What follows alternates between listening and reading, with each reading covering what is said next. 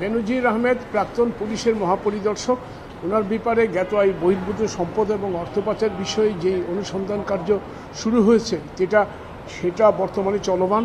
এই অনুসন্ধান কার্যের অংশ হিসেবে 2 দফায় ওনার প্রপার্টি, বেশ কিছু প্রপার্টি, অ্যাপার্টমেন্ট এবং ক্রোক করা হয়েছে, ব্যাংক অ্যাকাউন্ট জব্দ করা হয়েছে এবং আরও তথ্য উপাত্তের জন্য বিভিন্ন সংস্থার কাছে দুর্নীতি দমন কমিশনের পক্ষ থেকে আইনিভাবে চিঠি দেওয়া হয়েছে। যেমন বাংলাদেশ ফিনান্সিয়াল ইন্টেলিজেন্স ইউনিট, আর্থিক অপরাধের যারা তদন্ত করে তাদেরকে তথ্যপত্র চাওয়া হয়েছে এবং সব কিছু খতিয়ে দেখা হচ্ছে দেশ বিদেশে ওনার কোনো প্রপার্টি আছে কি না যেটা জব্দ করা হয়েছে সেটার ছাড়াও।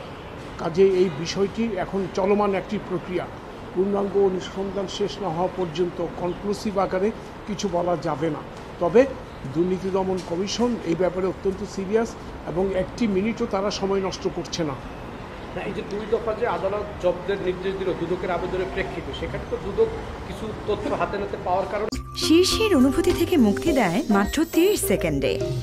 Pepsodent sensitive expert. না, দেখুন, আমরা যেটা জব্দ করছি সেটা হলো যেটা কোনো কমিশনের অনুসন্ধানকারী দলের কাছে মনে হয়েছে অপরাধলব্ধ আয়, কমিশনের কাছে মনে হয়েছে যদি এটা জব্দ করা না হয় পরবর্তীতে ব্যাহত হয়ে যেতে পারে বা রাষ্ট্রপক্ষে বাজেয়াপ্ত করা সম্ভব না। সেটা দুর্নীতি দমন কমিশন বিধিমালা, মানি লন্ডারিং আইন 2012তেও আছে। অনুসন্ধান বা তদন্ত চলাকালীন সময়ে তারই সূত্র ধরে আমরা দরখাস্ত দিয়েছি এবং দরখাস্তের উপর দীর্ঘ শুনানি অন্তে মাননীয় মহানগর স্পেশাল জাজ এটা জব্দের আদেশ দিয়েছেন 2 দফায়, 23 এবং 26 তারিখ। এবং ওনার কিছু ব্যাংক অ্যাকাউন্ট ছিল, প্রায় 33 ব্যাংক অ্যাকাউন্টস অর্থলগ্নিকারী প্রতিষ্ঠানে 6টা, আর বাকিগুলো হলো 33টা normal transaction banking. Apart from that ওরা কিছু শেয়ার আছে, সেখানেও কোর্ট জব্দের আদেশ দিয়েছে। কাজেই পুরো বিষয়টি এখন অত্যন্ত গুরুত্ব সহকারে খতিয়ে দেখা হচ্ছে। এখন পর্যন্ত কোনো কনক্লুশন বলা যাবে না যতক্ষণ পর্যন্ত ওনার অনুসন্ধান শেষ না হয়, 1।